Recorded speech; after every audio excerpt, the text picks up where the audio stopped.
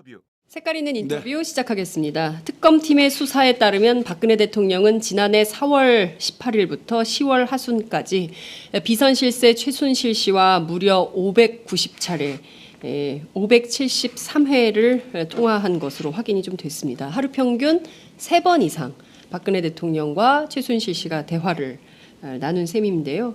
무엇보다 박근혜 대통령이 이 사건과 관련해서 대국민 담화를 했던 작년 10월 25일이죠. 24일부터 25일 새벽까지는 무려 10번이나 통화한 것으로 확인이 되고 있습니다. 사실상 대부분의 일상을 최순실 씨와 함께했던 것은 아닌가라는 판단마저 드는 상황인데요. 이 상황에서 특검의 수사기한 연장이 매우 중요한 첨예한 쟁점이 되고 있는 상황입니다. 뿐만 아니라 헌법재판소의 탄핵 심판 일정도 주목이 되는 상황인데요. 전국민적 초미에 관심이 되고 있는 이 이슈들을 오늘 한번 짚어보도록 하겠습니다. 국회 법사위 민주당 간사이시자 박근혜 대통령 탄핵 심판 국회 측 소추위원이신 더불어민주당 박범계 의원님 모시고 자세한 말씀 좀 들어보겠습니다. 의원님 어서 오세요. 네, 반갑습니다. 네. 국회 국조특위 위원 하나 빠진 거죠. 넘어가시죠. 그럼 끝났습니다. 국조특위 끝났습니다. 그러니까요. 아쉬움이 많아요. 국조특위도 좀 더 했어야 됐는데라는 아쉬움도 많고요. 7차 청문회까지. 그러니까요. 예, 우리나라 국정조사 중에 가장 오래 하고 가장 청문회를 많이 한 그러니까요. 조사예요. 네. 그래도.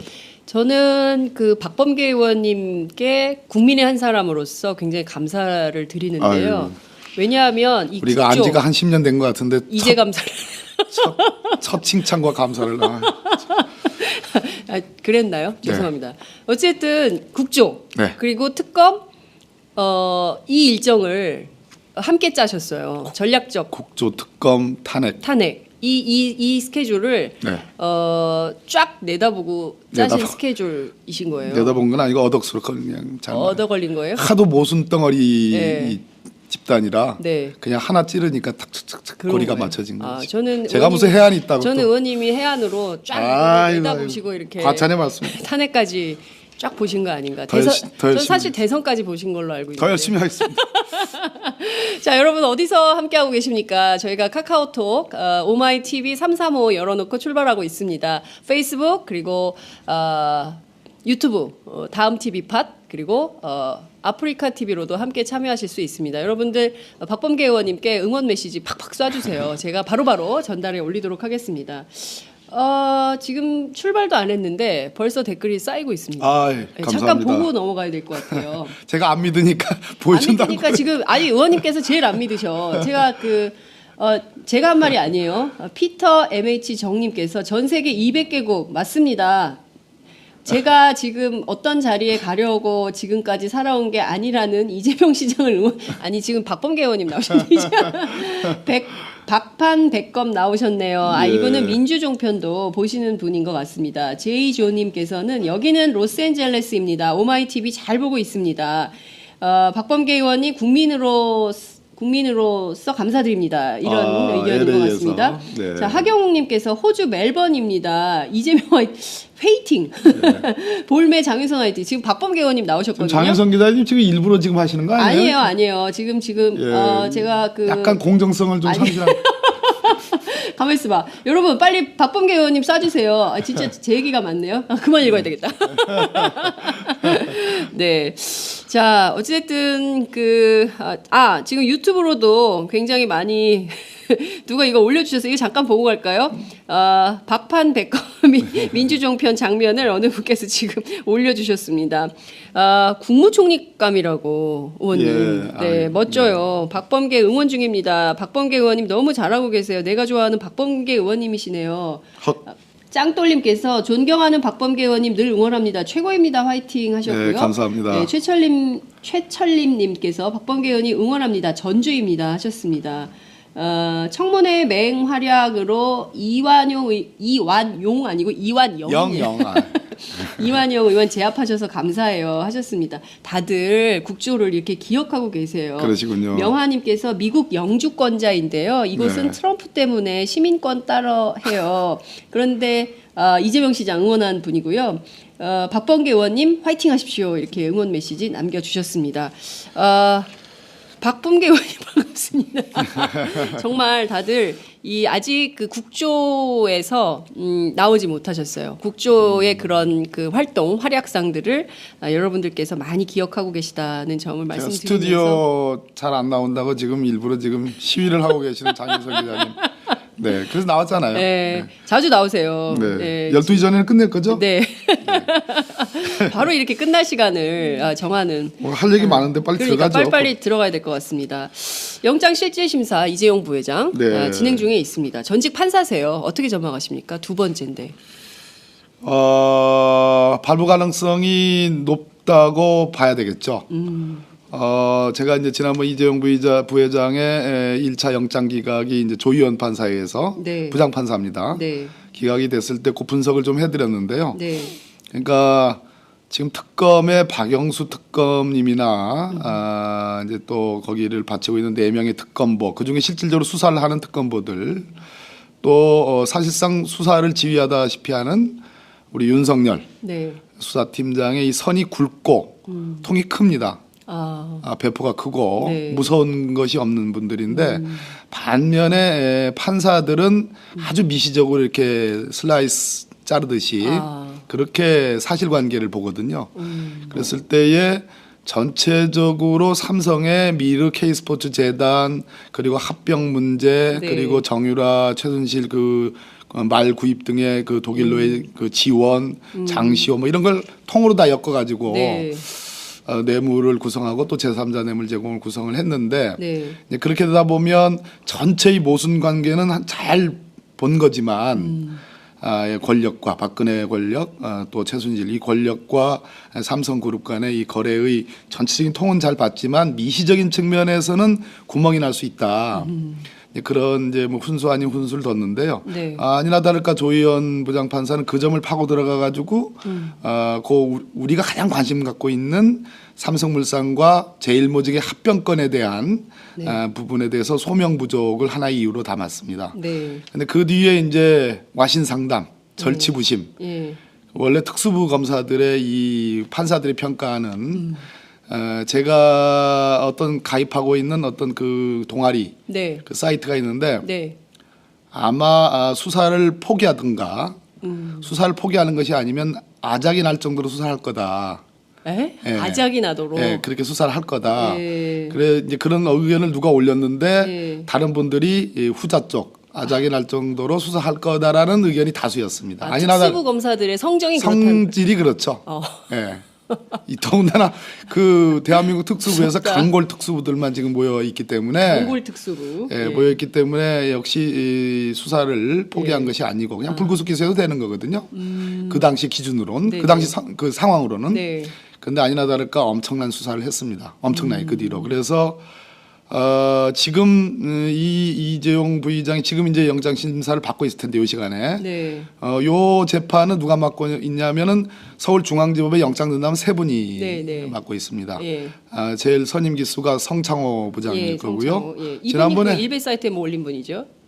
여하튼 그 뒤로는 구설이 없어졌습니다. 한번 그 우리 저 특검법상에 예. 2조 15호의 관련 사건을 저하고 해석을 좀 달리 하셔가지고 네. 형사정법 11조로 해석을 하셔가지고 아주 좁게 해석해서 예. 압수수색 초기에 김기춘 잡을 때 예. 제가 이렇게 말을 한 번 해도 되나요? 김기춘 전 실장님 잡을 때 아니 뭐 구속됐어요. 범죄자잖아요. 그래도 무죄 예. 추정의 원칙에 의해서 예. 연세가 많이 드신 분이니까 예. 79세니까. 예, 그래서 고생하십니다. 아무튼. 예. 예. 근데 죄를 졌으니까 예. 더 달게 받아야 되겠죠. 네. 그때 이제 압수수색 영장을 좁게 봐가지고 좀 구설에 올랐는데 그 뒤로는 뭐 잘 나왔어요. 네. 그다음에 이제 조희연 부장 판사인데 조희연. 이재용 부의장 기각. 네. 이번에 사실은 고등부장 승진 타이밍이거든요. 조희연 판사. 예. 그런데 그 뭐 인과관계가 있지는 않다고 생각합니다만 어쨌든 고등부장 승진에서 탈락이 됐습니다. 이번에 탈락됐어요. 예. 그럼 인사가 안 났습니까? 15일 날 인사 난다고. 그러니까 인사는 났는데 네. 그 기수에서 발탁이 돼서 올라가는데 누락이 이제 탈락이 그렇구나. 됐습니다. 네. 인과관계가 있다는 얘기는 아닙니다. 네네네. 뭐 명예와 관련된 문제니까. 네네. 그러나 어찌됐든 법원으로서는 그렇게 인사를 했다. 예. 그런 말씀드리고. 예. 그다음 제일 막내가 한정석 판사인데요. 함정석 판사. 예, 한정석 판사 예. 단독 판사급입니다. 이제 예. 고참 단독급인데 이분은 지난번에 영장이 재청구가 되어서 발부된 최경희 네. 그 총장의 첫 영장을 기각한 분입니다. 아. 기각 사유를 범죄 사실에 대한 소명이 부족하다는 것도 하나의 이유로 담았어요. 네. 그 뒤에 최경희 총장의 영장이 재청구가 돼가지고 구속됐죠. 성창호 부장판사가 그 사건을 발부를 했는데 네. 범죄 사실이 소명이 됐다 이렇게 아하. 판단을 했습니다. 그러면 네. 이 세 분의 영장 전담 판사들은 현재 특검이 수사하고 있는 것에 대해서 네. 특히 이재용 부회장의 수사에 대해서는 아마 범죄 사실이 소명됐느냐 여부를 가장 중점적으로 보는 것으로 이렇게 집약이 될 수 있겠습니다. 네. 그런 측면에서 좀 뒤에도 얘기하겠지만 범죄 사실이 제가 보기에는 소명이 된 거 아닌가. 그래서 발부 가능성이 높다 이렇게 보고 있습니다. 그렇군요.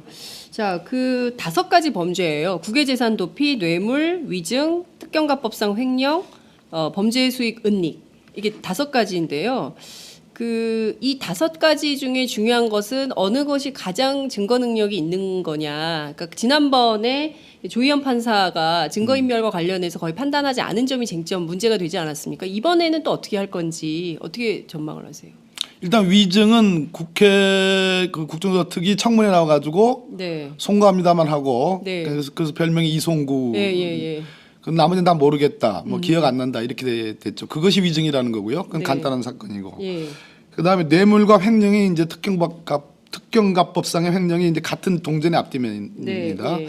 삼성전자 등의 삼성그룹 내의 자금을 용도에 맞게 쓰지 않고 그것을 비자금으로 만들어서 네. 그것이 횡령이고요. 그렇죠. 그 돈으로 뭐 재단 설립하는데 출연하고 네. 정유라 지원하는데 쏴주고 예. 또 장시호 지원하는데 쏴주고 뭐 이런 등등이 이제 뇌물이고요. 그러니까 횡령과 뇌물이 앞뒤면이고요. 네. 그 다음에 이제 이번에 새로 2가지가 이게 이제 더해졌는데 네. 국외재산 도피. 요거 네. 재질이 안 좋은 겁니다. 아, 지금 정유라 최순실에게 독일에 싸준 80억을 네. 국외재산 도피로 받습니다. 예. 그런 측면이 있고 또 하나는 이제 범죄 수익 은닉 예. 처벌법에 의한 건데 네. 이것은 뭐냐면 원래 그 비타나 부이 등의 말을 사줬잖아요. 네. 처음에 명마. 예, 명마 뭐 3마리인가 이렇게 사줬는데 네, 네. 작년에 이 국정농단 게이트가 터지고 나서도 네. 터지고 나니까 이제 몸살이고 네, 이렇게 해야 되는 상황인데 네. 그 비타나 부이 등을 처분을 하면서 네. 마치 그 정유라 측에서 처분한 것처럼 허위 계약서를 작성하고 네. 정유라 측에서 마치 말을 구입하는 것처럼 예. 그래서 그 구입한 말이 블라드미르입니다. 20억짜리. 블라드미르. 근데 이것도 삼성에서 사실은 사준 거죠. 예. 그래서 이것이 일종의 원래 지원했던 말을 대체하면서 네. 마치 그 최순실 정유라 측에서 자발적으로 산 것처럼 삼성이 지원한 것이 아닌 것처럼 은닉을 했다, 숨겼다라는 의미의 범죄 수익 은닉입니다. 네. 이것도 죄질이 좋지 않은 겁니다. 예. 그러면 비타나 부이, 블라디미르 하나는 뭐예요? 말이 한 마리 더. 뭐 무슨 뭐라 어려운 말이 있는데요. 제가 네. 그게 잘 안 외워지더라고요. 그러니까 말 이름이라서 예. 우리가 사람 이름은 잘 블라드미르는 워낙 유명한 그게 무슨 뭐 엄청난 명마에게 쓰는 말이죠. 네. 블라드미르가 힘이 좋고 무슨 장군인가 무슨 황제인가 하는 그런 뭐 의미일 건데. 그러니까 지금 어쨌든 지금 이게 제일 심각한 국외재산 도피. 그다음에 아니요. 범죄 수익 그거 자체로 원래 이제 정상적으로 놓고 이게 다 동전의 앞뒷면. 동전은 앞뒤면인데 동전 뭐 2면밖에 없으니까 이게 지금 그러니까요. 5면이에요, 5면. 그러니까 동전의 5면. 네, 동전은 없고 5면이 있는 무슨 모순된 무슨 물체가 있는데 모순 그것이 덩어리. 다 서로 상관관계로 엮여져 있는 거예요. 예. 근데 가장 중요한 거는 역시 뇌물이거든요. 뇌물. 그런데 지난번 첫 영장 때는 삼성물산과 제일모직의 합병을 놓고서 네. 전체를 2014년 초부터 네네. 2016년 초까지 네. 이렇게 통으로 엮었어요. 이렇게 쫙. 네, 예. 그래서 그게 전체적으로 포괄적인 예. 뇌물 관계에 있다. 예. 그 중간에 이제 합병이 있고 미르재단 K스포츠 재단 설립이 있었어요. 예. 이걸 전체로 엮었는데 네. 이번에 특검이 특별히 아주 구체적으로 특정해서 네. 삼성물산과 제일모직의 합병을 중심으로 놓고서 네. 그 뒤에 합병 뒤에 보니까 이 합병 전에 이미 그 여러 가지 그 상법 등의 개정에 의해서 신규 순환 출자는 금지되어 있습니다. 네네. 그래서 우리 그 야권에서는 신규 순환 출자의 금지뿐만 아니라 과거에 이미 순환 출자한 것도 규제를 하라는 게 이제 네. 개혁 과제인데 네. 어찌됐든 신규 순환 출자는 금지되어 있는데 네. 삼성물산과 제일모직이 합병이 되고 나서 삼성 SDI가 합병된 삼성물산의 네. 신주 1,000만 주를 팔아야지 그 순환 출자가 강화된 것을 해소할 수 있는 네. 상황이 됐습니다. 예. 그러니까 이 합병이 됨으로써 순환 출자가 강화됐다는 건 명백한 거고요. 네. 그래서 공정거래위원회가 이건 순환 출자가 강화된 거다. 그래서 상법에 위반되는 것이다라는 판단을 내렸습니다. 네네. 내려가지고 1,000만 주를 팔아야지 이 순환 출자 강화된 것이 해소된다. 네. 이런 지도가 되는 과정에서 예. 500만 주로 낮춰준 겁니다. 이런 정황들이 예. 밝혀진 거죠. 그걸 누가 한 거예요? 금융위원회에서 그렇게 그거는 하라고 한 건가요? 안종범 정책조정수석의 지시에 의해서 네. 그 최상목 금융비서관, 청와대 금융비서관, 예. 기재부 차관으로 갔죠. 네. 그리고 그 밑에 공정거래 부위원장 이름이 네. 김학현. 김학연. 예, 이렇게 내려오는 지시가 예. 있었다라는 것이 특검팀이 물증과 함께 진술도 확보를 했습니다. 그랬을 때에 보면 삼성물산과 제일모직의 합병과 관련해서 네. 합병 전과 합병 후에 사실은 그 합병은 7월 17일 날 합병이 됐고요. 네. 7월 25일 날 대통령과 이재용 부회장이 독대를 냈고 예. 그리고 미르재단 K스포츠 재단이 2015년 말과 2016년 초에 이루어졌는데 예. 시간적 간격이 크잖아요. 네네. 그 사이를 2015년 9월과 10월에 이 신규 순환 출자 해소 문제가 공정거래위원회가 딱 끼게 되는 겁니다. 그래서 시기적으로도 네. 제가 보기에는 한두 달 사이에 지속적으로. 지속적으로 딱딱딱딱 아구가 맞게끔 네. 지금 그 진행이 구성이 돼 됐던 있다 거다. 이런 얘기입니다. 그러니까 결국에는 박근혜 정부가 조직적으로 삼성 이재용 부회장의 경영권 승계를 위해서 정부 조직을 동원해서 뒷받침을 해줬다. 예, 암만요. 이런 증거들이 네, 다 뭐 나오는. 쉽게 뭉뚱그려서 말씀드리면 그렇습니다. 네, 이런 상황. 저는 어렵게 드린 말씀이고요. 아니요, 굉장히 분석적으로 말씀을 잘 네. 해주셨는데요. 저 같은 이런 것에 대해서 국민들은 허탈해하는 건데요. 그러니까 특정 재벌의 경영권 승계를 위해서 필요하면 국민연금도 동원하고 필요하면 정부기관도 동원하고 공정성이고 그렇습니다. 뭐고 묻지도 따지지도 네네. 않고 뭐 이런 식으로 했다는 건데요. 그리고 또 뇌물성을 또 강화하는 측면은 네, 저 정유라 최순실에게 독일에 80억을 쏴줬잖아요. 네. 원래 뭐 계약 금액은 200억이 넘습니다만 네네. 그걸 분납을 해서 줬기 때문에 이제 80억 가다가 걸린 거란 말이에요. 네, 그러니까 국정농단이 딱 걸리니까 예.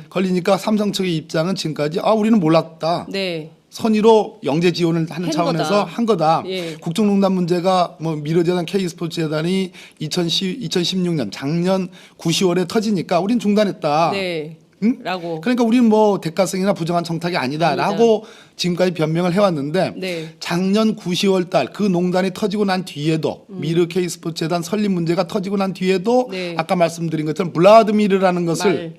교환해줬다라는 예. 증거가 나온 겁니다. 그러니까요. 굉장히 중요한 대가성 내지는 부정한 청탁. 왜냐하면 그 상업에서 네, 비즈니스에서 제일 중요한 상도의가 뭡니까? 비즈니스에서 예. 제일 중요한 상대. 가치의 교환이거든요. 가치의 교환. 해준 만큼 갚는 거. 그 물건에 가치가 있는 만큼 돈으로 지불하는 거.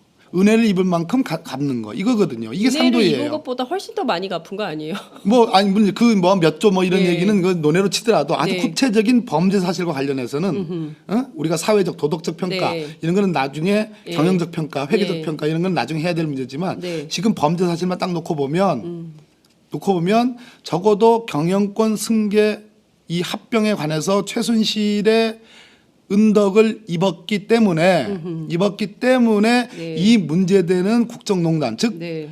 미르재단 K스포츠재단 문제가 터진 9월달 이후에도 예. 블라드미르로 교체되는 문제가 있다 생겼다. 이것은 부정한 청탁의 상당한 큰 단면이다 이런 네. 얘기죠. 근데 저는 참 그 담대하게 범죄를 저지른 거 아닌가라는 생각이 좀 드는데요. 이를테면 대부분의 사람들은 중간에 발각이 되면 이거 그만해야겠다. 꼬리가 길면 잡히니까요. 근데 했어요. 그리고 삼성이 첫 번째 이재용 부회장에 대한 구속영장이 청구됐을 때 보나마나 백전백승이다. 우리가 이긴다. 그러니까 이를테면 뭐 삼성 법조팀이 뭐 450명인가요? 뭐 변호사들 있고 태평양 그 변호사들을 동원해서 특검하고 친한 변호인들을 전부 배치했기 때문에 우리는 백전백승이다. 이번에도 또 자신감을 내세우고 있어요. 그러니까 법원은 관리가 되는 조직이다라는 말을 삼성 출입 기자들에게 삼성 관계자들이 했거든요. 이런 유전무죄, 무전유죄가 이번에도 통할 가능성은 없을까요? 대한민국 사회가 좁은 사회고 네. 하이 레벨, 그러니까 상위층으로 올라가면 매우 좁은 사회입니다. 네. 인과관계로 다 엮여져 있습니다. 뭐 누구 통해서 한 달이 두 달이 건너면 다 연결이 돼 있습니다. 그러나 이 국면을 그렇게 이제 부정적으로만, 물론 결과가 어떻게 나오는지 모르겠으나 그렇게 볼 것이 아니고, 이 국면은 역시 탄핵이라는 네. 국민의 저항권이 행사되고 국민의 힘에 의해서, 촛불의 민심에 의해서 시작이 되고 이끌어져 가는 그런 국면이기 때문에 네. 저는 그러한 어떤 뭐 전문가로 뭐 방어를 하고 무슨 네. 뭐 인적인 관계의 네트워크를 동원하고, 그런데도 한계가 있다. 그것은 네. 진실이라는 것이고 네. 정의라는 것이기 때문에 뭐 기각이 된다 뭐 그거를 뭐 가정할 필요는 없겠습니다. 그럼 그 뒤에 한번 또 뵙죠. 네. 또 뵙는데 기각되면 또 나오시는 걸로. 네, 내일. 뵙죠. 뵙는데 네. 제가 보기에는 촘촘히 법리를, 지금 제가 말씀드린 것이 아마 네. 전부일 겁니다. 그러니까 적어도 이 블라드미르 교체의 정황도 최순실 쪽에 강력한 요구가 있었을 겁니다. 그 얘기는 무엇이냐면 은혜를 입은 만큼 갚아라라는 그런 측면으로 봐야 될 겁니다. 네. 그렇기 때문에 대가성, 부정한 청탁에 대해서는 사실상 판사가 인정할 수밖에 없지 않을까, 이렇게 조심스럽게 관측을 해봅니다. 만약에 이제 그 이재용 부회장이 구속이 되면 삼성가의 첫 구속이 되는 거죠. 왜냐하면 선대 회장 아버지 전부 구속되지 않았기 때문에 그 문제는 좀 따로 평가를 저희가 해보도록 하고요. 결과가 나오는 대로 또 저희가 여러분들께 말씀을 드리도록 하겠습니다. 그 중요한 쟁점 중에 하나가요. 지금 오늘 있는 그 서울행정법원의 결과인 것 같습니다. 이제 그 청와대 압수수색 불승인 집행정지가 어떻게 될 것인가. 이제 어제 서울행정법원에서 심리가 있었는데요. 결과는 아직 안 나온 것 같아요. 빠르면 오늘 중에 나오거나 뭐 그렇게 되겠죠. 네. 이 문제는 결국 우회한, 특검이 우회했다고 뭐 비판하는 건 아니고요. 그러나 네. 특검의 고육지책, 고육책이다. 고육지계인 네. 것은 알겠는데 네. 특검으로서는 난감한 문제였을 겁니다. 근데 원칙적으로 따져보면 네. 이 청와대 압수수색에 관한 프로세스를 다시 한번 설명을 드리면 네. 영장 판사가 압수수색 영장을 특검으로부터 청구를 받고 나서 네. 소위 청와대가 압수수색을 불허한, 네. 거부한, 불허한 것이 아니죠. 이것은 뭐 법적인 의미의 불허는 아닙니다. 사실상 거부한 겁니다. 거부. 사실상의 거부인데요. 거부권 행사 뭐 이런 건가요? 예, 뭐 그런 겁니다. 네. 못한다고 이제 딱 버틴 거죠. 네. 그 사유는 알다시피 형사정법 110조, 111조의 군사상 비밀, 공무상 비밀을 예로 든 겁니다. 그러한 장소기 때문에 압수수색 집행을 못한다 이런 건데요. 이미 이 영장을 청구할 당시에 영장 네. 판사가 이 청구된 내용들을 그냥 종이 한 장만 떡 해가지고 이거 청와대 압수수색 하고 싶으니까 발부해 주십시오 이렇게 안 합니다. 많은 엄청난 수사 기록, 예. 소명 자료를 내고 네. 압수수색이 필요로 하는 이유를 장황하게 설명을 하고 압수수색 장소가 무엇이고 그 장소에서 가져올 압수수색 대상 물건이 뭐고 네. 이런 것들을 뭐 제가 알기로는 한 10개의 압수수색 영장 청구를 한 것으로 제가 기억을 그렇게 알고 있습니다. 네. 그러니까 촘촘히 아주 구체적으로 압수수색의 영장 청구를 합니다. 네. 그럼 판사는 그걸 가지고 이것이 청와대가 말하는 공무상 군사상 비밀인지 여부를 판단합니다. 네. 판단한 결과 이거는 군사상 비밀과 공무상 비밀이 아니다라는 판단 하에 발부를 한 겁니다. 그렇기 때문에 청와대 경호실장과 비서실장이 그것을 거부하면 안 되는 겁니다. 네. 만약에 거부를 하려면 어떻게 되냐면 특검보들 2명이 이제 연풍문에 갔잖아요. 그렇습니다. 그러면 사실상 몸으로 밀고 들어가야 되는 겁니다. 특검이. 그럼 경호관들이 막습니다. 네. 원래 막을 수 없습니다. 형사정법에 의하면 네. 막으면 공무집행방해 아니에요? 공무집행 방해가 됩니다. 네. 그러니까 특검 입장에서는 예. 사실상 물리적으로 한번 들어가다가 얻어 터지면 네. 끝나는 겁니다. 얻어 터지면 그거는 공무집행 방해로 네. 그것을 지시한 청와대 경호실장, 비서실장을 바로 구속영장 청구하면 됩니다.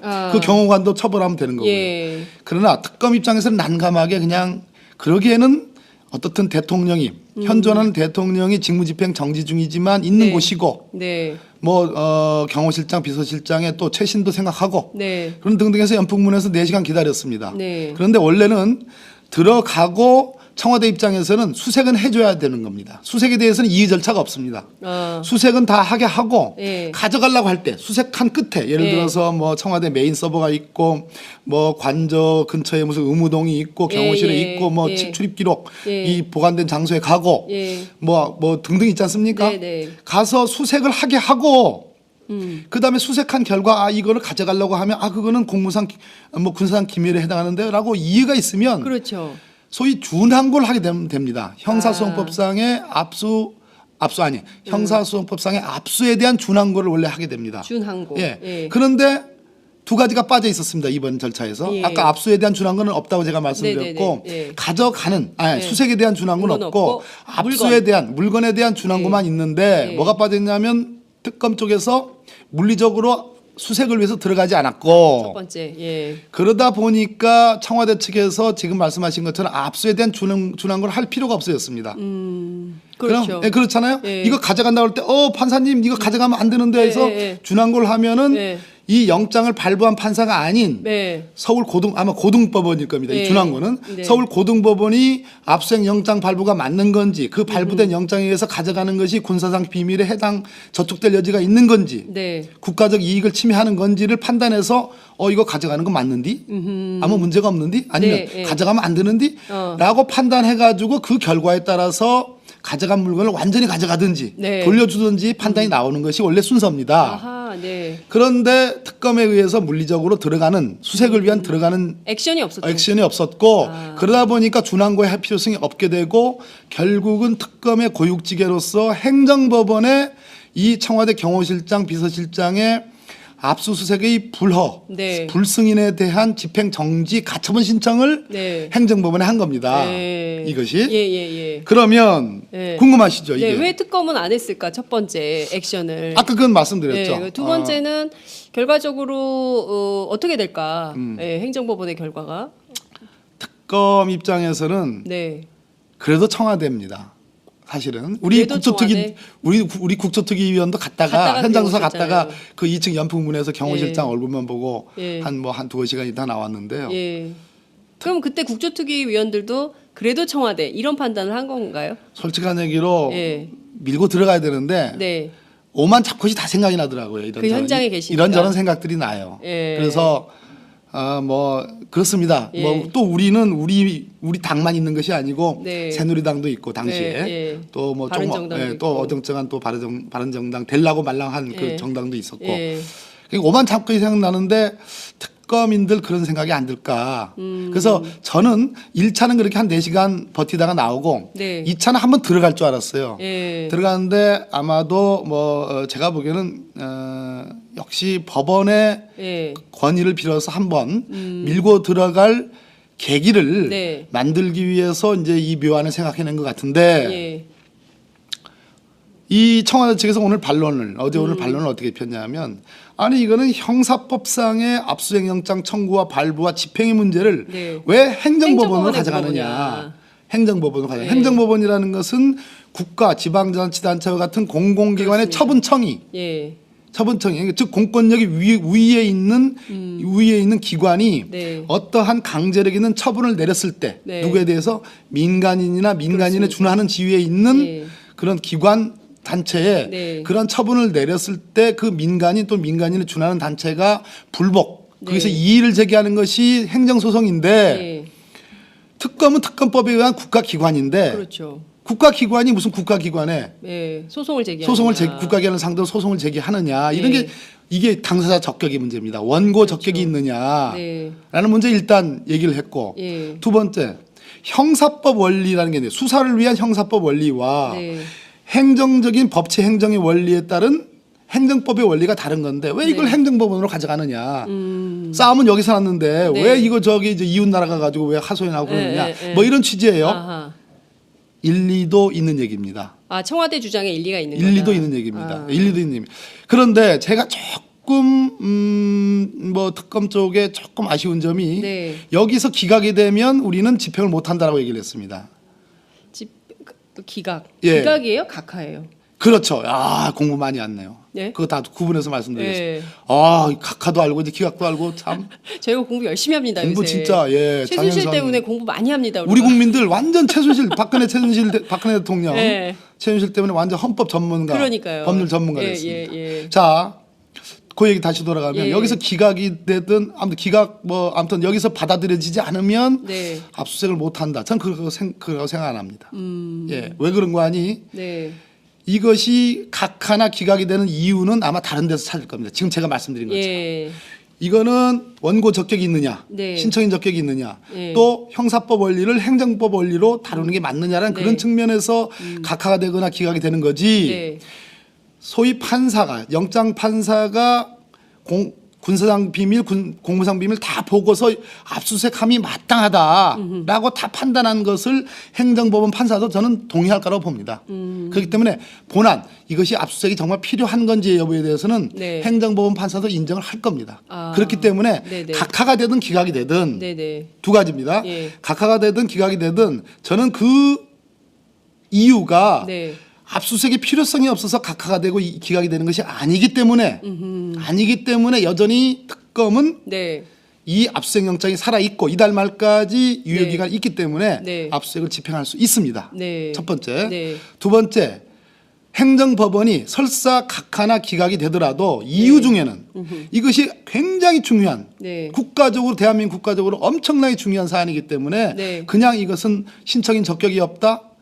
형사법 원리를 행정법 원리로 다루면 안 된다. 이런 식으로 네. 혹시나 만에 하나 인용이 되면 최고고요. 네네. 인용이 되면 최고. 왜냐하면 형사법 판사가 이미 발부한 거니까 그렇습니다. 같은 판사 아닙니까? 예. 뭐 이런 말을 쓰면 뭐 어울리는지 모르겠지만 초록은 동생 아닙니까? 팔은 예, 안으로 예. 붙는 거 아닙니까? 예. 그러니까 이 판사가 하는 것을 박 판사가 받아들이는 게 맞는 거죠. 왜냐하면 예. 형사법원의 판결은 민사법원에 가서도 중요한 증거가 되거든요. 예. 형사법원의 판결은 네. 행정법원에 가서도 중요한 재판이 되는 거거든요. 그러니까 인용해주면 제일 좋은데 네. 만약에 아까와 같은 제가 걱정하는 예. 측면으로 기각을 하더라도 네. 각하를 하더라도 이유 중에는 네. 영장 판사가 말한 공무상 군사상 비밀이 아니기 때문에 영장 집행할 수 있다. 네. 청와대의 영장 집행 불허하는 것은 옳지 못하다. 만약 이건 막으면 공무집행 방해다라는 이유 중에 설신해줘야 된다. 이유 중에 표현은 네. 행정법원 판사님이 해주셔야 된다. 해주셔야 된다. 그것이 국민에 대한 도리다. 예. 온 언론이, 온 국민이 다 관심을 두고 있는 사안에서 네. 그런 것을 다 빼고 네. 포 떼고 차 떼고 하면 그거는 진짜 변죽만 울리는 거기 때문에 예. 그건 해줘야 된다. 그러나 어찌됐든 이런 사회든 저런 사회든 인용이 되든 각하가 되든 기각이 되든 네. 여전히 압수수색 여부는 특검의 의지와 의사에 달려 있다. 할 수 있는 거고. 특검의 청와대 압수수색에 대한 의지나 의사가 없는 거 아닌가라는 의혹 제기도 가능한 것 같은데요. 그러니까 기각이 되면 우리가 못한다라는 지금은 입장이 나오면 지금 특검이 수사기간 연장 문제도 있고 뭐 등등 네. 뭐 수사 범위의 문제도 네, 있고 네. 지금 뭐 우병우를 어떻게 해야 되는데 그렇죠. 우병우 수사 범위가 되느냐 안 되느냐 네네. 개인 비리 뭐 포함해 가지고 뭐 그래서 막 골치가 아파요. 네, 맞아요. 예. 골치가 아프니까 지금은 그런데 비판하지 말고 네. 우리 건전한 지금 어드바이스 어드바이스. 건전한 조언. 네. 예, 그러니까 우리 격려해 주는 건 맞고 예, 그러니까 알겠습니다. 근데 중요한 것은 국민들이 보기에 특검이 압수수색 영장을 들고 가야 되는 이유가 또 어제 보도로 하나 나왔어요. 앞서 이제 말씀드린 대로 박근혜 대통령하고 최순실 씨가 무려 590번이나 통화를 했다. 심지어 본인이 그때 이제 댓글에 그런 게 많았었거든요. 박근혜 대통령이 발표하는 그 대국민 담화문도 최순실이 써준 거 아니야? 이런 얘기했는데 그 밤 사이에 10번이나 통화를 했다는 거예요. 따져보면 하루에 3번 이상 한 거거든요. 180일 동안 하루 3번씩 통화를 했다. 이것은 사실상 말 맞추기를 하기 위한 것 아니고 무엇이겠느냐? 라는 의혹도 가능하거든요. 이렇게까지 돼 있기 때문에 최소한 박근혜 대통령이 쓴다는 그 차명폰, 대포폰을 가지러 들어가야 되는 거 아닌가라는 국민적 여론이 모아지고 있는 겁니다. 예, 지당하신 말씀입니다. 네. 전체로 한번 정리를 해보죠. 예. 검찰 수사 특수본 수사 기록에도 네. 박근혜 대통령, 정호성 비서관, 최순실 각 차명폰 사용한 거 다 있습니다. 맞습니다. 예, 2016년뿐만 아니라 그 이전에도 네. 있습니다. 예. 지속적으로 차명폰을 써왔습니다. 예. 그런데 지금 어제 나온 이 보도들은 2016년 6개월 동안 무려 573회의 3회. 일일 평균 3회 예. 정도의 박근혜 대통령과 최순실 사이의 직접적인 통화 내역입니다. 네. 그것도 차명폰으로. 예. 차명폰은 불법폰입니다. 뭐라 해도 이건 불법폰입니다. 네, 불법인 거. 예, 불법입니다. 불법폰을 대통령이 쓴 거예요. 그렇습니다. 예. 예, 뭐 최순실은 많이 썼고요. 그런데 문제는 네. 작년 2016년 10월 24일, 25일, 26일 이 3일 동안 10수회를 썼습니다. 정확히 네. 아까 뭐라고 하셨죠? 10회. 10회. 예. 10회를 썼습니다. 네. 이 국면이 중요합니다. 예. 이 국면이. 그러니까 적어도 최순실이 박근혜 대통령에 대해서 박근혜 대통령이 최순실이 없으면 아무것도 못한다라는 거는 이미 고영태 녹취록에도 다 있는 다 내용, 나왔죠. 다 나와 예. 있습니다. 예. 뭐 고영태 녹취록이 무슨 뭐 탄핵 심판하는데 대통령 측 대리인들이 이거 하나면 끝나 뭐 뒤집을 수 있어 얘기했는데 천만의 말씀, 네. 만만의 빵꾸입니다. 만만의 빵꾸. 예. 아 참 이렇게 얘기하면 안 되는데 제가 하여튼 팟짱 이런 데 나오면서 말이 좀 험해졌어요. 아니에요. 제가 옛날에 보기엔 저 굉장히 고상했는데 이미 충분히 고상하십니다. 아, 예, 참 아니 근데 진짜. 정말 예. 열정적으로 말씀을 해주시니까 공부가 팍팍 되고 예, 있어요. 그러니까. 예. 까먹었네. 24일, 25일 통화기로. 예, 예. 그 저기 그 고영태의 예, 녹음 녹취- 파일, 2000 녹취 개, 파일 예. 2,300개. 예, 2,300개. 예, 주요 녹취록 네. 대부분은 고영태 아니 고영태가 해외 저기 뭐냐 영어 회화 공부한 거. 영어 회화 공부한 그게 거. 대부분이에요. 굿모닝. 예, 뭐 예, 그거예요, 그거. 짜장면 시켜 먹은 거. 그중에 뭐 의미 이런 있는 거. 거는 한 뭐 29개. 29개 정도 예, 녹취록인데 예. 그중에 제가 상당 부분 봤는데요. 예. 생생하게 국정농단의 현장을 다 고발하는 내용들이에요. 아. 그래서 오죽했으면 어젠가 그저께 그 탄핵 심판에서 우리 국회 측 소추인 대리인들이 네. 뭐 자발적으로 먼저 우리가 증거 신청을 했고 대통령 측의 동의를 받아고 증거로 채택이 됐어요. 네. 예, 그런데 예. 그러니까 앞뒤도 못 가려요 이게 지금. 지금 상황이 뭐, 고영태의 예. 녹취록을 통해서도 이미 다 증거가 오히려 그 이를테면 대통령 측에게 유리하기 어려운 그렇습니다. 불리한 내용이 전부 다 나오고 있는 예, 거예요. 예. 그리고 통화도 이렇게 했고. 예, 물론 불법폰으로. 고영태 뭐 박헌영 무슨 유상영 그리고 예. 뭐 그 최철 네. 또 뭐 또 한 사람 누굽니까? 김수현. 김수현. 뭐 이런 사람들이 노승일은 제가 의원 빼겠습니다. 대표, 왜냐하면 대표죠. 노승일은 예. 제가 가장 위대한 증인이라고 했고 예. 노승일은 친해져 가지고 소주도 한잔 했고 했으니까 노승일은 빼는데 아무튼 이 친구들이 네.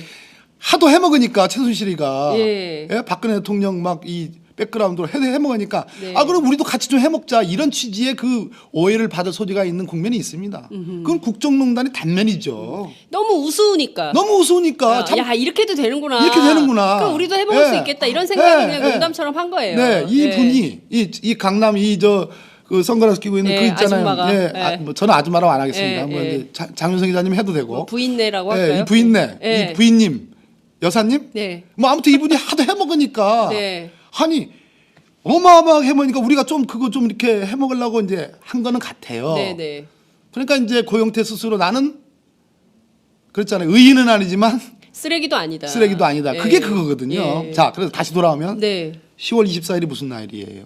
10월 24일이 태블릿 PC가 처음 까진 날이죠. 까진 날이네요. JTBC 공개된 보도로. 날이에요. 예, 아니, 까진- 공개된 날. 공개된 죄송합니다. 날, 저도 예. 까진 날이란 예, 말을. 그렇습니다.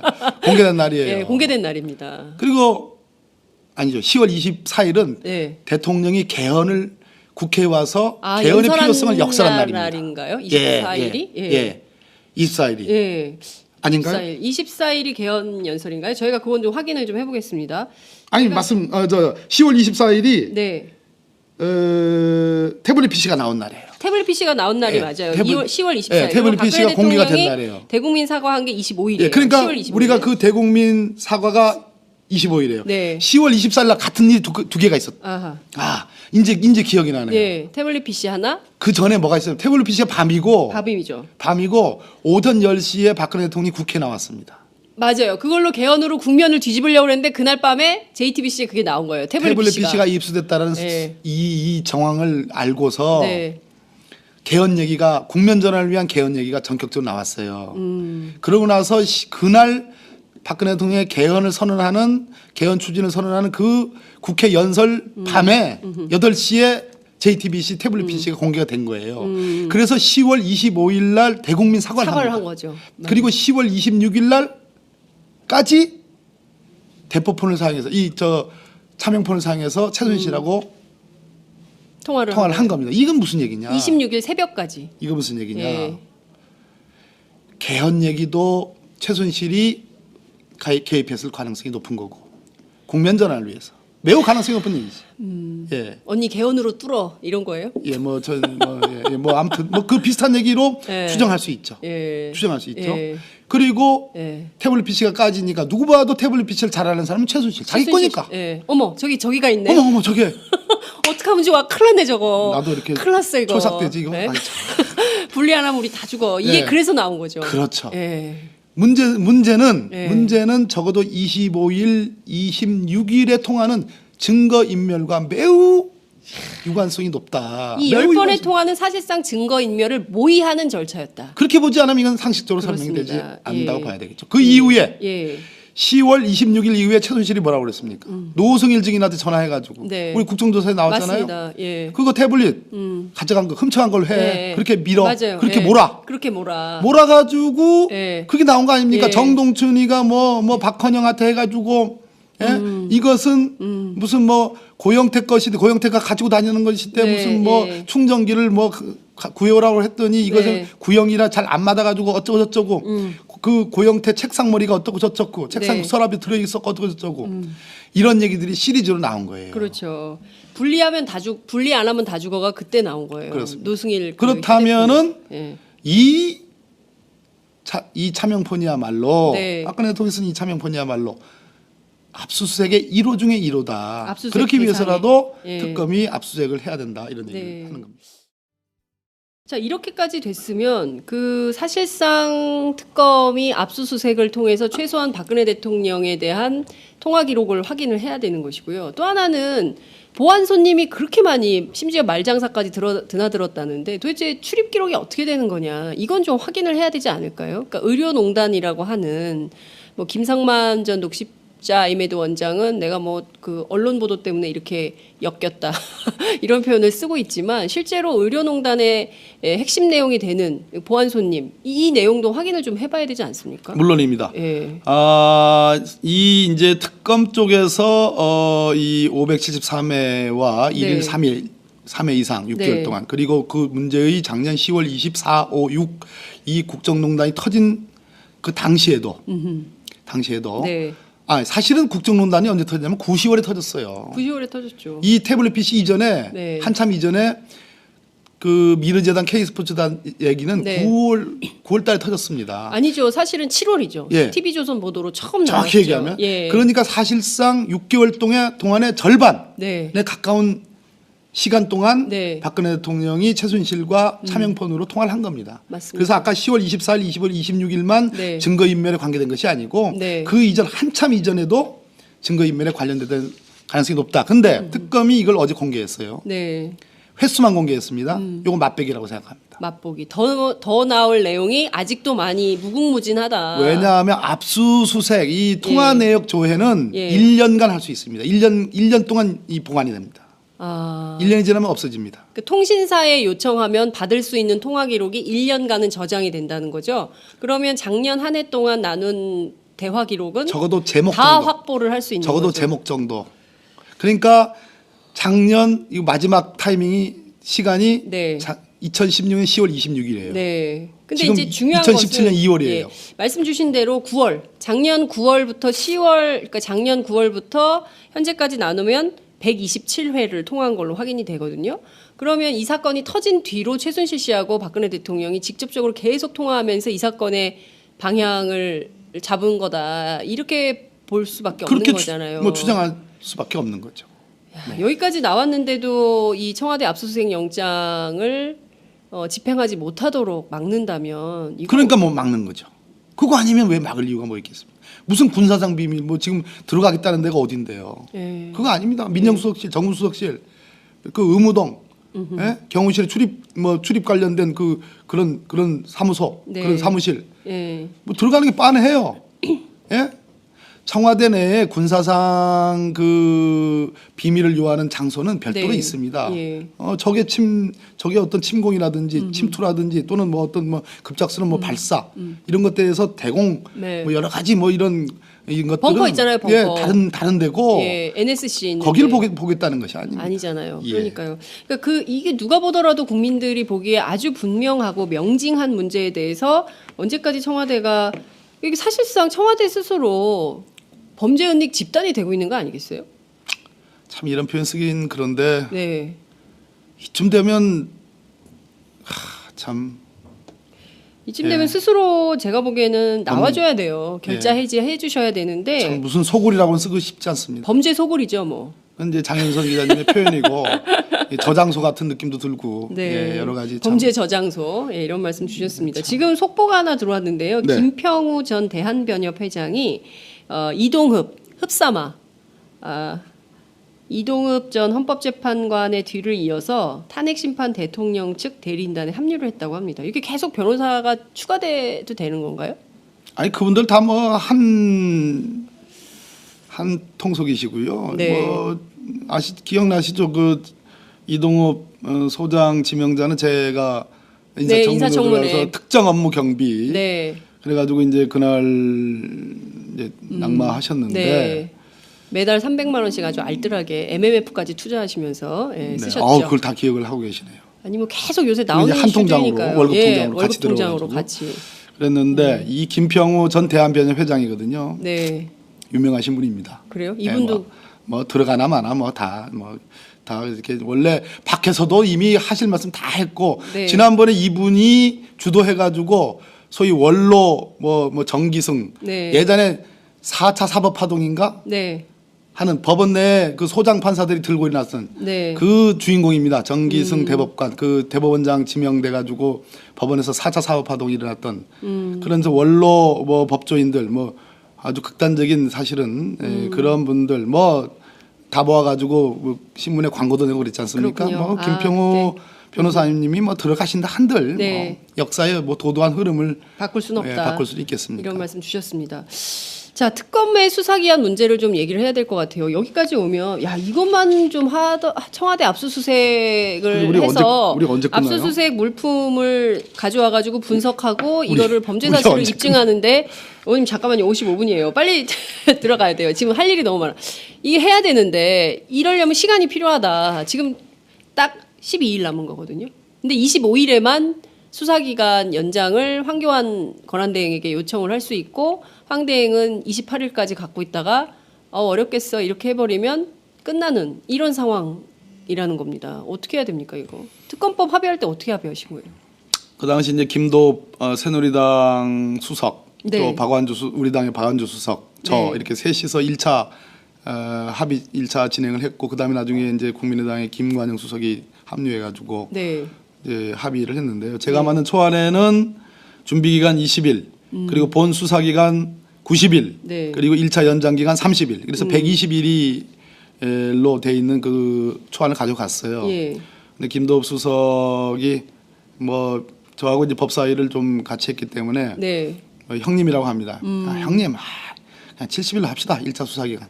대신 30일 연장은 그거 뭐 국민적 합의 아니겠습니까? 그거 뭐 우리 합의 정신 살려가지고 30일 연장하는데 뭐 우리 이의 없습니다. 뭐 이런 얘기들이 오고 갔고. 혹시 의원님 그때 녹음 안 해놓으셨죠? 아 그걸 지금은 공개를 해야 되는데. 예, 뭐 그건 뭐 김도읍 수석이 그 부분에 대해서는 반론을 제기하지 못할 겁니다. 그래서 원래 옛날 11번의 특검에는 네. 준비 기간에는 수사를 할 수 맞아요. 없도록 돼 있는데 이번에는. 제가 혹시나 싶어 가지고 준비 기간 20일 동안에도 수사할 수 있다라는 조항도 넣었고요. 네. 그것이 이제 합의 정신입니다. 네. 황교안 대행이 이 연장에 승인을 못할 겁니다. 왜 그런 거 하니 예. 지금 현재의 추세로 놓고 보면 3월 13일 전 대통령에 대한 탄핵 결정이 있을 가능성이 높고 네. 그러면 뭐 그것이 한 3월 10일쯤 된다고 치면 네. 그 뒤에는 자연인의 신분이 되는 거 아니겠습니까? 박근혜 대통령이. 예. 그럼 30일 수사기간 연장을 해주면 3월 말까지 수사인데 네. 바로 특검에 의해서 박근혜 대통령은 사법 처리될 수밖에 없습니다. 네. 그것을 황교안 대행이 앞장서겠느냐, 그 물꼬를 트겠느냐, 네. 굉장히 고민거리겠으나 네. 황교안 대행이 저는 국민보다는 본인을 법무부 장관으로 임명하고 네. 그 다음에 법무부 장관에서 끝나지 않고 많은 우여곡절 겪었습니다. 많은 구설도 올랐고 네. 많은 비판도 받았고 많은 비난도 받았는데 그런 분을 일국의 총리 1인지하 만인 지상에 네.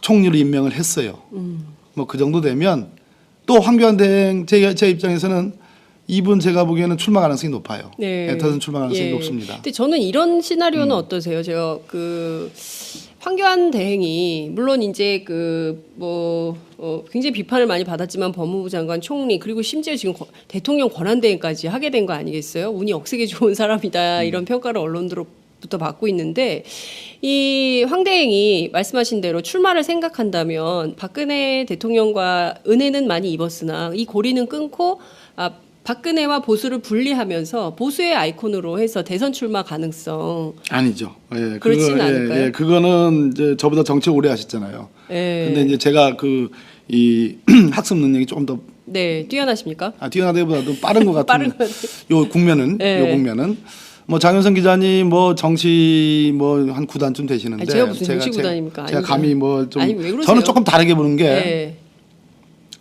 그 보수가 새누리당이 처음에 이 국정농단이 터지고 국민들에게 다 무릎 꿇고 네. 사죄할 당시에는 박근혜 대통령과 이 국정농단의 부역자들을 분리해내려는 네. 그 건강한 보수를 표방하려 했습니다. 맞아요. 예. 지금 다 표변했습니다. 박근혜 대통령이 제명 안 합니다.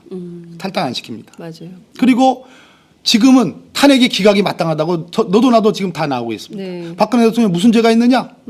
억울하다. 네. 김대중 대통령, 노무현 대통령, 이명박 대통령 다 했던 짓이다. 예. 뭐 이런 식으로 견강부회하고 완전히 국면을 호도하고 있습니다. 네. 그러니까 보수가 그냥 보수가 아니에요. 건강한 보수가 아니고 우익 아니에요? 예, 뭐 극우죠, 극우. 극우. 예, 극우적인 발상이 저는 여전하다. 네. 그렇기 때문에 황교안 총리야말로 국가보안법을 해석하는 데서 가장 극우적인 입장이 있습니다. 네. 우리가 꼴공안이라고 얘기했잖습니다. 네, 꼴공안. 그것을 아주 자부심을 갖고 네. 또 더군다나 통진당 해산을 주도한 인물 아니겠습니까? 네. 예, 그렇기 때문에 저는 황교안 총리의 머릿속에는 박근혜 대통령의 그래도 아주 일부이긴 하지만 콘크리트처럼 남아있는 네. 극성스러운 지지자들을 엮어서 이걸 기반으로 삼아서 건강한 보수인 것처럼 위장을 해서 적어도 한번 대권도 노려보려는 그런 의도도 있다. 예. 그렇기 때문에 절대 박근혜 대통령과 자기를 예. 분리하지 않을 것이다라는 것이 제 분석이고 판단입니다. 자, 그러면 황 대행이 이거를 안 해주면 2월 28일 날 끝나는 거잖아요. 그렇습니다. 그러면 그 전에 국회 본회의가 23일 날 있는데 그럼 이 법을 통과시켜서 자동 연장되도록 하자. 근데 여기에 새누리당이 반대하고 있죠. 있는 거잖아요. 그것도 한 측면입니다. 그럼 이건 그러니까 어떤 돌파구가 가능한 겁니까? 특검 연장에. 결국 이제 국민적 여론 네. 그리고 지금 특검의 이 하루하루의 이 브리핑 내용들이 네. 날이 서고 있습니다 지금. 예, 날이 서서. 네. 그럼에도 불구하고 저는 황교안 대행이나 청와대 측이나 또 새누리당을 지금 이끌어가는 몇몇 강성적인 입장을 갖고 있는 지도부는 눈 하나 깜짝하지 않을 것 같습니다. 그래서 국민은 10중에 6명은 연장하라는 여론이 6명 더 넘죠. 예. 제가 67% 정도 67%, 봤는데요. 예. 그렇게 봤어요. 예. 그랬는데 남은 거는 뭐 이게 방법이 없어요. 이게 뭐 안건조정위원회나 신속 처리 안건으로 가도 시간이 걸립니다. 네. 그래서 그러면 다 끝나게 돼요. 네. 그러면은 국회의장이신 정세균 의장님이 직권상정 카드를 이것은 특단의 사정이다. 물론 뭐 천재지변 등등의 이런 요건을 엄격하게 해석할 수 있는데 국회의장님이 이거야말로 국가적인 과제고 이 특검에 의한 추가적인 특검이 구체적으로 이러이러이러한 부분에 대해서 일단 나왔습니다. 현재 삼성그룹 이재용 부회장 사법 처리 이후에 증거가 명백한 SK 롯데 등등 많습니다. CJ 이 많습니다. 부영 뭐 등등. 하나도 못했잖아요. 이거 수사 못한다라고 얘기했습니다. 맞아요. 그러나 증거들은 사실상 많이 축적이 돼 있습니다. 그럼 하지 말란 말이냐. 또 그렇죠. 우리가 이 김기춘보다도 더 우리가 지금 분노하고 있는 사람이 누굽니까? 우병우. 못합니다 이거. 그랬을 때에 이러한 엄정한 국면을 여야 정치권이 초심을 잃고서 이거 합의를 못하고 안 된다는 이것이 통과 안 된다는 것은 황교안 대행도 이것을 제가 어제 뭐 보도자료도 뿌리고 제가 네. 법사에서 말씀드렸습니다만은 아까 그런 이 특검법이 만들어지는 과정을 보면 이거는 황교안 대행이 내 마음대로 임의적으로 재량적으로 내가 싫으면 이거 연장 못해 네. 이런 것이 아니고 기속행위입니다. 예. 기속 재량행위. 예. 예? 기속 재량행위입니다. 예. 기속 재량, 그러니까 재량 가능성이 거의 없어지는 기속행위에 가까운 행위이기 본인이 때문에 개인적 판단으로 뭐 그렇습니다. 결정할 수 있는 문제가 아니라는 거죠. 예. 특검이 구체적인 사유를 열거해서 네. 이 부분 수사할 필요성이 있다라고 얘기하고 그것이 상당한 합리적 논거와 근거가 될 때는 네네. 연장을 허가해야 되는 기속행위에 가까운 기속행위다. 그렇기 때문에 네.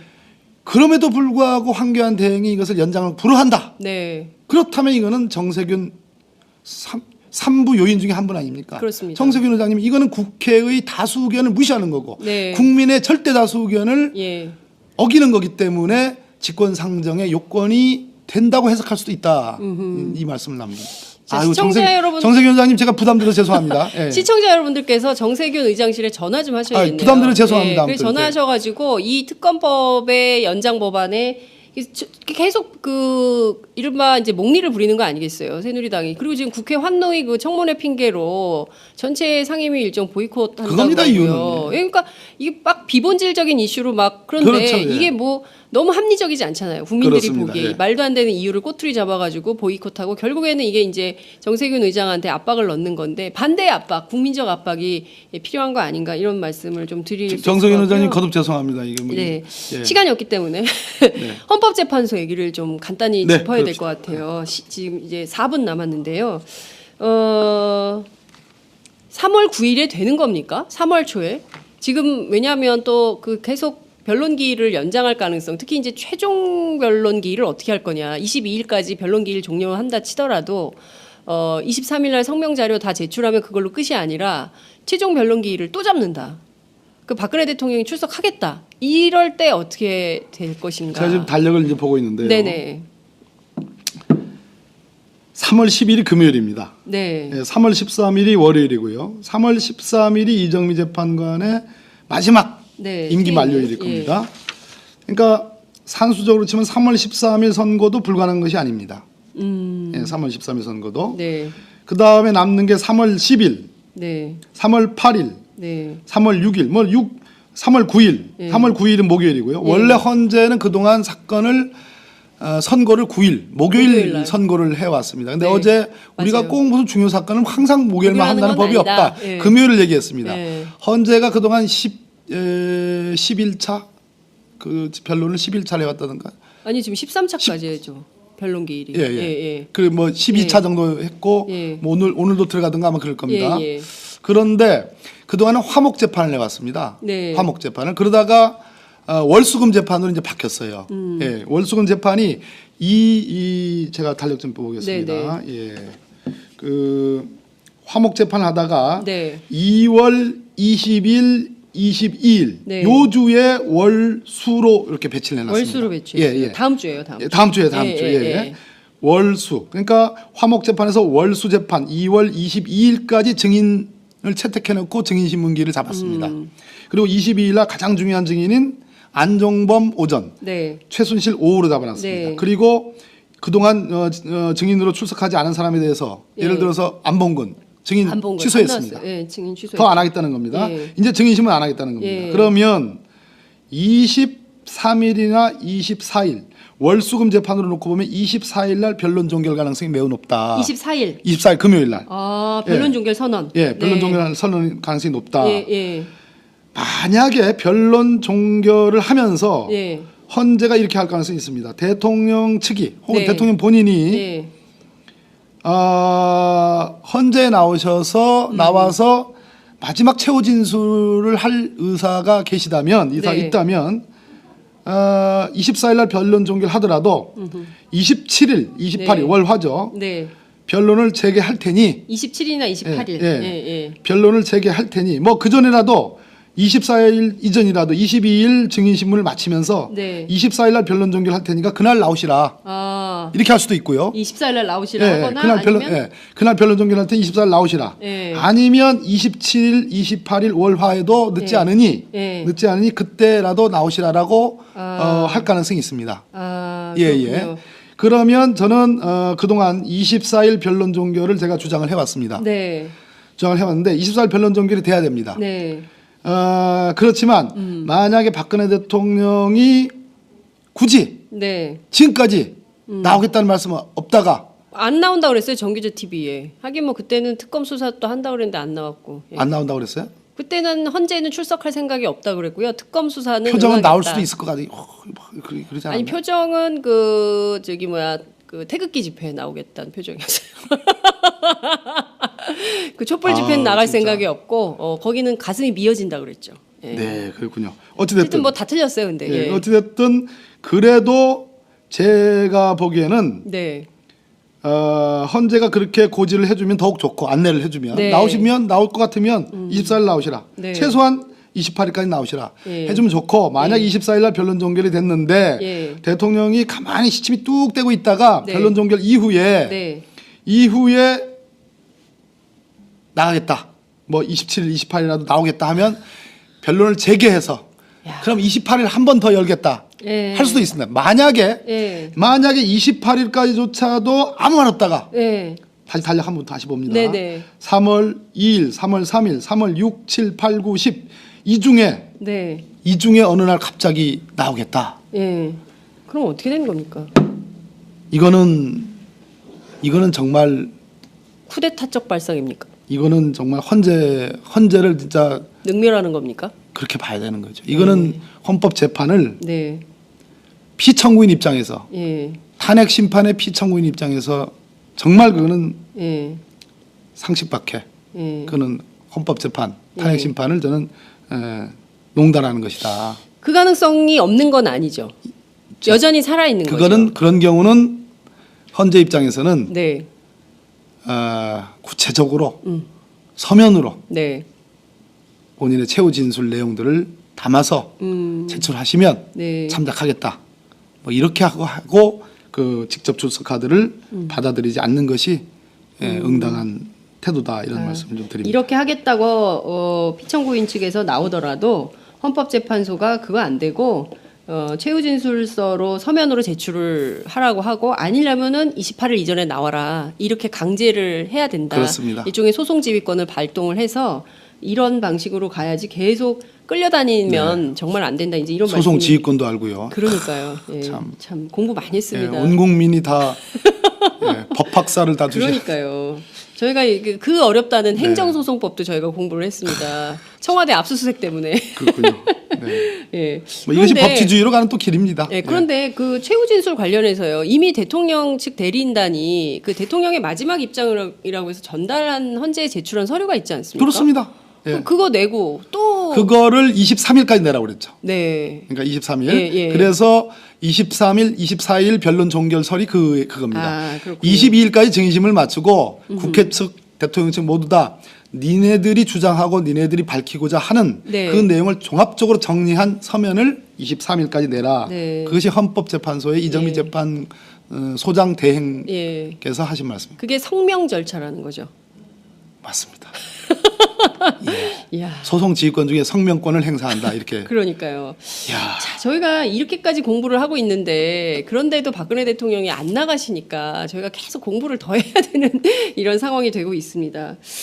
아, 참 그 100일이 넘게 천만이 넘는 시민. 그거 하나 얘기해 볼까요? 네네. 시간이 있어요? 예, 시간 있어요. 다음에 저는- 나와서 얘기할게요. 아니에요. 의원님 말씀하세요. 아니, 오늘 너무- 지금 왜냐하면 12시 11분 다 점심 드실 시간인데 시청자들이 더 늘어나고 있어요, 지금. 아, 그렇습니까? 네, 지금 뭐 반응이 너무 폭발적이어서 제가 의원님 말씀에 집중하느라고 저희 스태프들의 의견을 듣지 않았는데요. 지금 그 너무 뜨겁다. 유튜브 반응 뜨겁고 그다음에 페이스북 반응 뜨겁고 카톡 메시지 지금 너무 많이 들어온다고 쌓이고 있어요. 그렇지만 제가 의원님 말씀에 집중하느라고 이 말씀 전하지 않았는데 빨리 말씀해 주세요. 빨리요. 예. 근데 어차피 그 이재용 영장 기각되면 내일 또 나오셔야 된다는 거요. 다음에 다음에 네, 아껴둘게요. 아껴두실래요? 네. 다음을 위해서. 그러니까요. 저는 그 참 이해할 수가 없어요. 민주공화국이잖아요. 그리고 법치주의가 통하는 나라로 알고 있었어요. 그런데 청와대 안에서 대통령이라는 분이 차명폰, 일명 대포폰을 활용해서 범죄자하고 하고 증거인멸을 의논하는 정황까지 다 포착이 된 이런 상황인데 범죄 저장소. 그러니까요. 그럼에도 불구하고 지금 이렇게 버티고 있고요. 1,000만이 넘는 국민들이 이 엄동설안에 촛불을 들고 겨울을 났습니다. 1,150만 명. 그러니까요. 야, 이거 이제는 좀 끝을 내야 되는 거 아니냐. 상식 벚꽃 피기 전에. 바깥의 일이 벌어지고 있는 또 하나의 상징. 네. 서석구 변호사라는 분. 연세가 많으시니까 네. 분이라고 하겠습니다. 네. 저는 헌재 재판관님들이 이정미 대행께서 저는 제지를 해야 된다고 봅니다. 그 탄핵 심판장에서 재판 중에 그 태극기를 갖고 와서 좀 쇼를 하는 거 아니겠습니까? 네. 그거에 대해서 그거는 있을 수 없는 일입니다. 네. 태극기를 가져와서가 문제가 아니라 네. 태극기는 우리 모든 국민의 국기입니다. 그렇습니다. 그렇지 않습니까? 예, 맞습니다. 그런데 그러한 일종의 장식물처럼 그것을 가져와서 네. 본인의 말도 안 되는 주의 주장, 극단적인 선동을 장식하는 네. 장식물로 격화시켜서 태극기를 가지고 그렇게 말도 안 되는 네. 그 일종의 퍼포먼스를 하는 거에 예, 대해서 예. 저는 헌재 소장 대행께서 예. 따끔하게 그거는 제재를 해야 된다고 생각합니다. 예. 이거 무슨 쇼도 아니고 네. 탄핵 심판이라는 이 엄중한 재판을 무슨 완전히 무슨 날라리 뭘로 만드는 거 아니겠습니까? 네. 예, 이거는 좀 곤란합니다. 심지어 이제 법정 경위가 제지하니까 그 태극기를 이렇게 막 구겨가지고 가방에 넣었어요. 우리 국기 훼손하면 안 된다고 어렸을 그렇습니다. 때부터 예. 배웠는데요. 그 태극기를 막 구겨가지고 가방에 훅 넣었어요. 그게 고스란히 다 저희 영상 카메라 오마이TV 그렇군요. 카메라에 야, 잡혔습니다. 네, 제가 그걸 못 봤습니다. 저희가 계속 보도하고 있어요. 그렇군요. 이분들이 태극기를 대하는 태도가 이런 식이에요. 거의 필요할 국기- 때는 막 흔들고. 형법상의 국기 모독죄가 있습니다. 아, 형법으로 다스려야 되겠네요. 그런 건가요? 그 전에 예. 연세가 많이 드셨으니까 예. 이정미 소장께서 예. 즉각 퇴정을 명해야 됩니다. 퇴정을 명해야 퇴정을 명해야 됩니다. 예. 그것은 변론을 하기 위해서 온 게 아닙니다. 시위하러 온 거예요. 시위하러 온 거고 예. 선동하기 위해서 온 거죠. 예. 예. 근데 왜 이걸 안 하실까요? 이정민 재판관은 즉각적으로 이런 거는 지금 예. 그 이제 오늘 이제 신성한 팟짱에 대심 판정에서 예. 뭐 하시는 겁니까? 팟짱에 이런 말이 나갔으니까 전 수렴하시겠죠? 예, 수용하실 그 거예요. 헌법재판관님들께서 저희 방송, 저희 뉴스를 열심히 읽으시는 것 같더라고요. 예, 보시고 안 믿으시는 눈치야 계속. 아니 저희 영향력을 계속 폄훼하시는 것 같아요. 아니, 영향이 크죠. 네? 근데 영향이 안 큰데 믿고 막 제가 계속 전 세계 200국에서 본다는 네 됐고요. 막 아니 헌재 재판관님들은 지금 네. 기록 보느라 정신이 없을 텐데 네. 언제 팟짱 보고 있겠어요. 아니 그냥 팟짱은 안 보시는데 오마이뉴스 보도는 보시는 것 같아요. 왜냐하면 저희 선대식 기자가 매번 가서 그 취재를 하는데 그 선대식 기자만 쓴 기사와 관련해서 강일원 주심께서 코멘트를 하셨어요.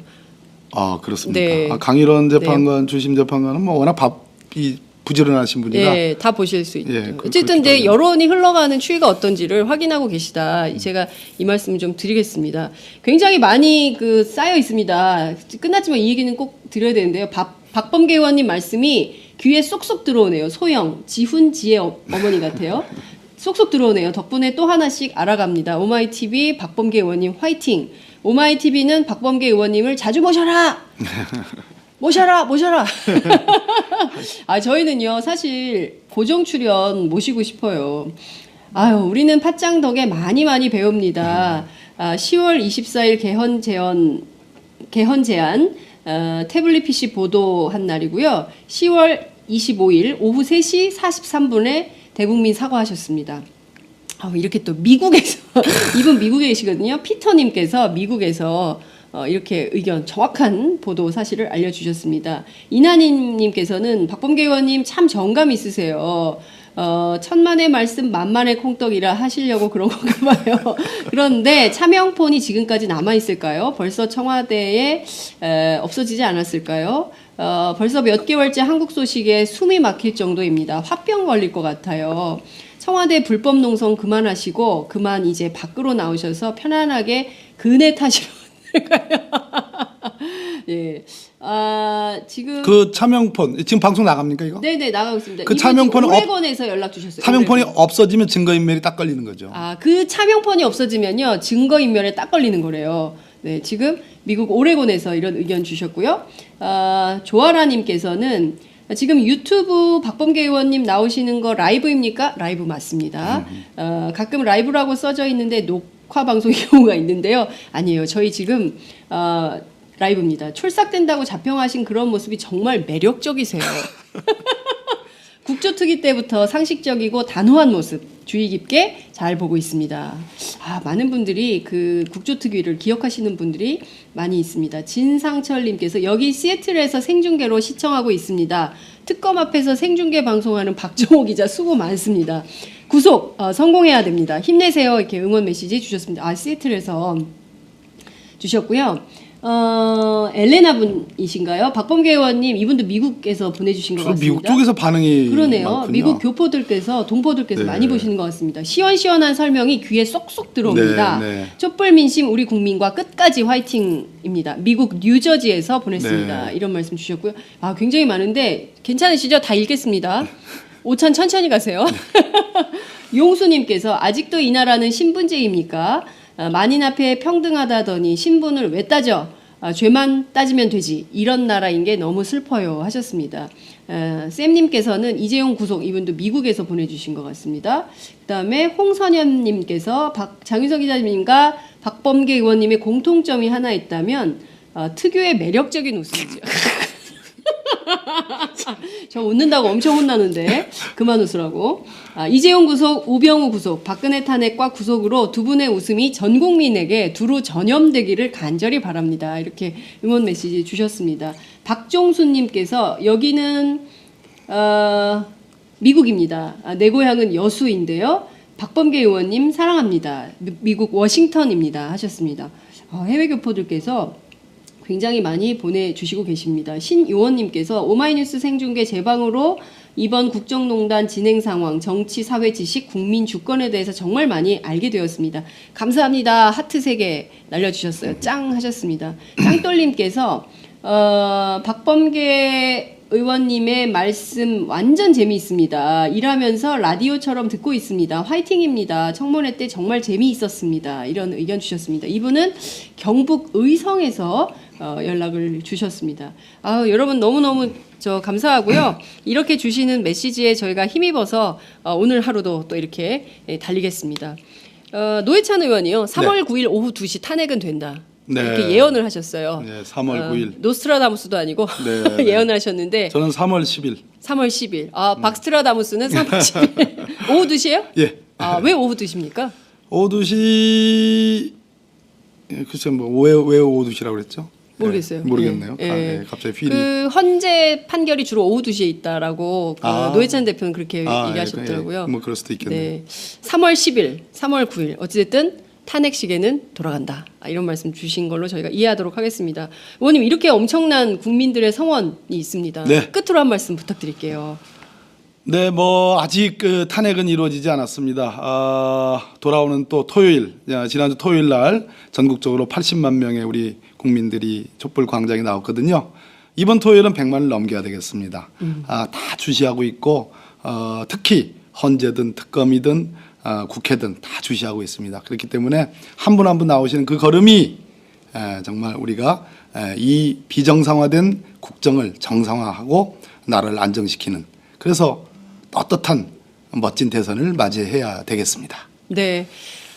떳떳하고 정상적인 정부를 우리는 정말 간절히 원합니다. 어떻게 하다 이 나라가 이 지경이 됐냐라는 걱정들로 정말 해외 교포들이요. 저 30년 네덜란드 살았어요.